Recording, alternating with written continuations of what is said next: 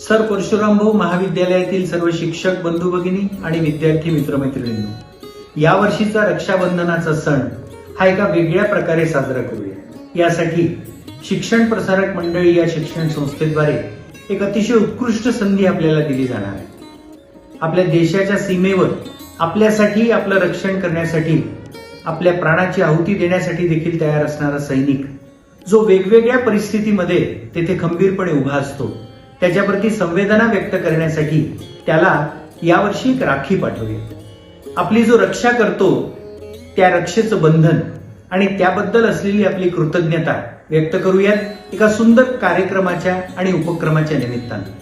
15 August रोजी वंदे वंदे मातरम हा कार्यक्रम आयोजित केला जाणार आहे शिक्षण प्रसारक मंडळीद्वारे सर परशुरामभाऊ महाविद्यालयाच्या परिसरात। यावेळी अनेक उपक्रमांसोबत एक राखी देशाच्या सैनिकासाठी असा उपक्रम आपण आयोजित करतो आहोत। या उपक्रमाअंतर्गत 10 ऑगस्ट पर्यंत आपल्या मनातल्या भावना, आपल्या मनातल्या संवेदना त्या सैनिकाप्रती जो कदाचित आपल्यापासून दूर आहे परंतु आपलं रक्षण करतो आहे, त्या संवेदना व्यक्त करण्यासाठी एक राखी स्वतः बनवलेली किंवा पर्यावरणपूरक सर परशुरामभाऊ महाविद्यालयामध्ये आपल्याला आणून द्यायची आहे।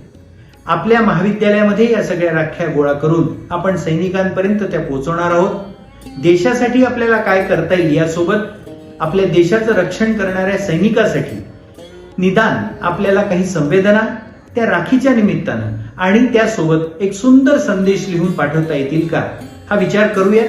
आणि आपण सर्वांनी सर परशुरामभाऊ महाविद्यालय परिवाराचे सदस्य म्हणून प्रत्येकाने या उपक्रमामध्ये सहभागी होऊन, आपली संख्या 8,500 आहे, त्यामुळे 8,500 राख्या आपल्या सगळ्यांकडून सैनिकांसाठी देऊयात। देशसेवेचं मनापासून काम करणाऱ्या सैनिकाप्रती संवेदना व्यक्त करूयात। या उपक्रमामध्ये आपण सगळ्यांनी सहभागी व्हावं आणि आपल्या भावना, आपल्या संवेदना व्यक्त कराव्यात अशी मी सगळ्यांना विनंती करतो।